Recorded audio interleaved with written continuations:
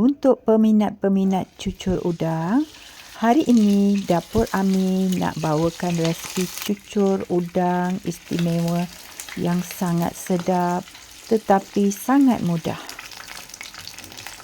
Cucur udang yang ranggup dan simple. Siapa yang nak buat first time pun insya-Allah akan menjadi. Tapi kena tengok video ni sampai habis. Kalau ikut betul-betul resipi ni, confirm licin pinggan, tak tinggal satu keping pun nanti.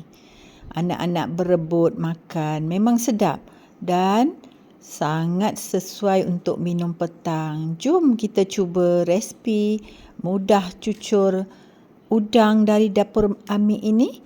Mula-mula kita perlukan udang sedikit, kita cincang-cincang dia halus macam ni, udang laut lah ni Kemudian kita masukkan tepung gandum, anggaran 3 cawan, masukkan garam secukup rasa, sedikit serbuk kunyit dan sedikit soda bikarbonat. Dan masukkan tauge halus dan daun kucai yang telah ditoskanlah selepas cuci Kemudian kita gaul-gaul sekejap semua bahan-bahan ni dan masukkan air suam. Kita pakai air suam kuku lah bukan air panas atau air sejuk.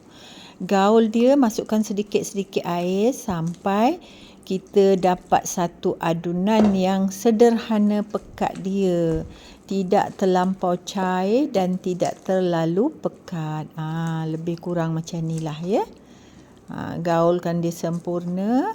Sekarang kita perlu rehatkan adunan ini. Ini penting perlu direhatkan selama setengah jam atau 1 jam. Selepas direhatkan nanti barulah kita boleh cucurkan dia. So inilah keadaan selepas kita rehatkan dia tadi selama setengah jam. Okey, sekarang kita panaskan minyak kita. Minyak perlu panas betul-betul dan kecilkan api.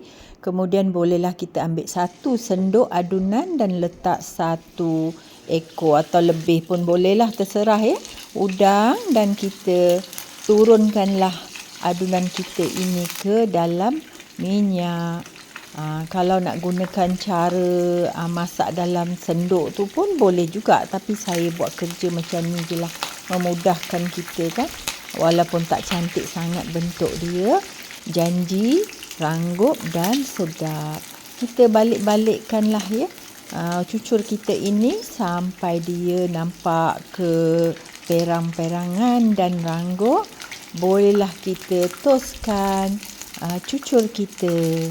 Dah siap cucur udang ranggup yang simple, mudah dan sangat sedap. Tekstur dia sangat ranggup di luar dan dalam dia gebu-gebu lembut. Sedap dan akan digemari keluarga.